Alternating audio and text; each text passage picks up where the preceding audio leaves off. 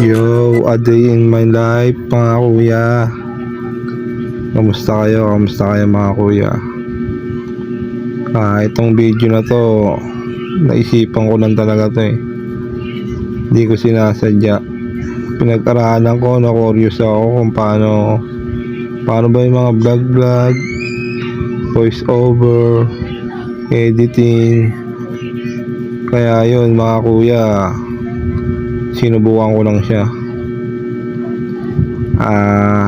Nasa sa inyo ya kung susuporta kayo o hindi. Basta ako, ginawa ko lang yung trip ko kung paano yung vlogging, editing, posting. Kaya yun, naisipan ko tong video na to para pag-practicean. Asa na ba tayo? Mga kuya, dito tayo sa tulay ng Atherton Phase 8 Fairview. Yan, flood control. Diyan, paglagpas natin ng Atherton, diyan tayo sa McDo. May makikita tayo McDo dyan sa kaliwa.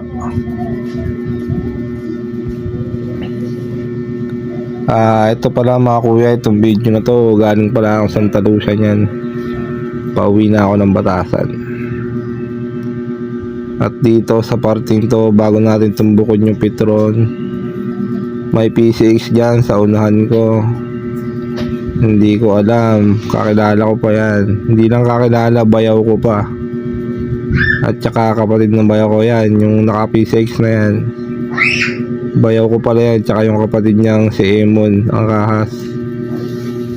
Shoutout sa inyo mga kuya.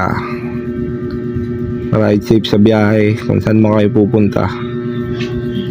Yan, si Emon yung driver. At yung background niya, bayaw ko, asawa ng ate ko mga kuya. At ayan, kumanan tayo papuntang Fairview mga kuya.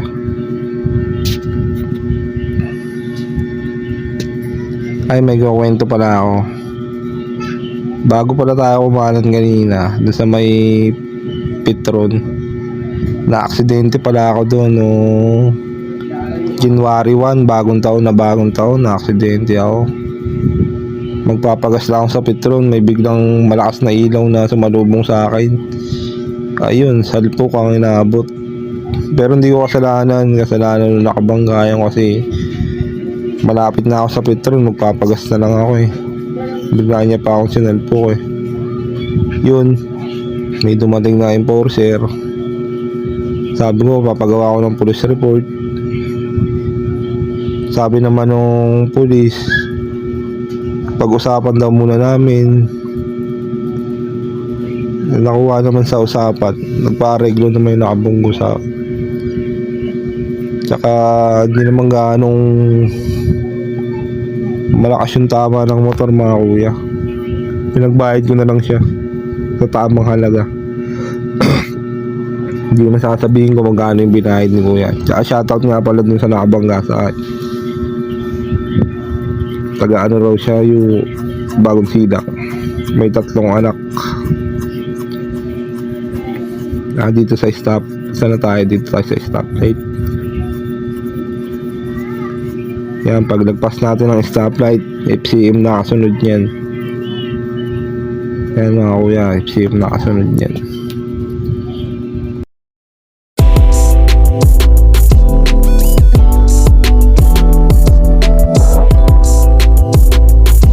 Nang madilim na to, yan dyan, FCM na yan sa kaliwa. Mga kuya, kung alam nyo naman yan, di ba? Sobrang tagal ng FCM na yan. Hindi pa buo yung SM Novaliches. Hindi pa buo yung Novaliches, may FCM na tayo sa Fairview. Yan, dito tayo sa stoplight. Waiting tayo mag green light bago tayo umabati mga kuya. Mga kuya, sobrang init nga pala dyan yung mga oras na yan. Yung nag-a-camera sa akin, nagre-reklamo na sobrang init daw. Wala siyang dalang sleeve mga kuya. Grabe ang init niya, nakapasok. Yan, pababa tayo ng fail drive dyan. Speaking fail drive, putik mga kuya, dyan din ako na-aksidente. Nabungguan ko mga kuya, bike. Bigla akong nagulat ako sa bike, bakit wala siya sa pedestrian, ay sa bike lane. Nag-overtake siya sa jeep, yun, nabunggo ko siya. Pagkabunggo ko, nawalan ako ng malay mga kuya. Pagising ko, sobrang daming dugo na ng mukha ko. Tapos pag-awa ko sa bunganga ko, tanggal na pala yung ipin ko mga kuya.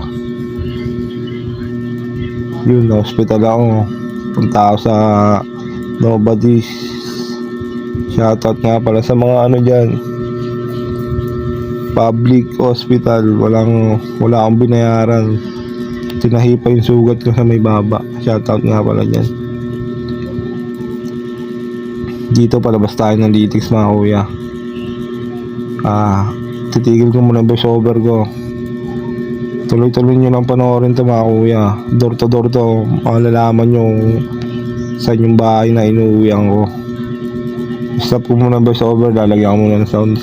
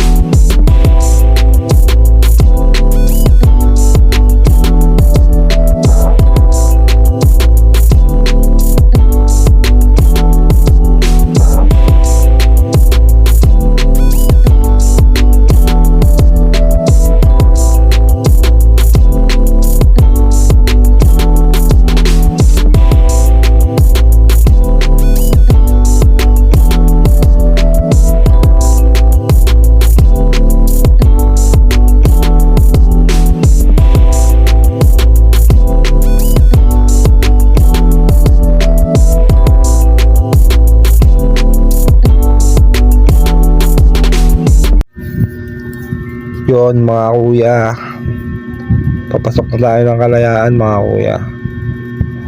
Konting kembot na lang, makakauwi na tayo sa aking inuwian. Kaya mga kuya, tumbukin lang natin yung diretso na yan.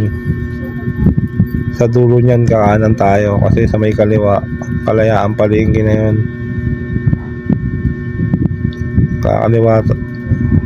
Kaliwa pala, kaliwa. Palengke ng Kalayaan, kanan. Yun, pauwi na yun sa amin mga kuya. Ito, one way pala to mga kuya. Hindi nadaanan na to.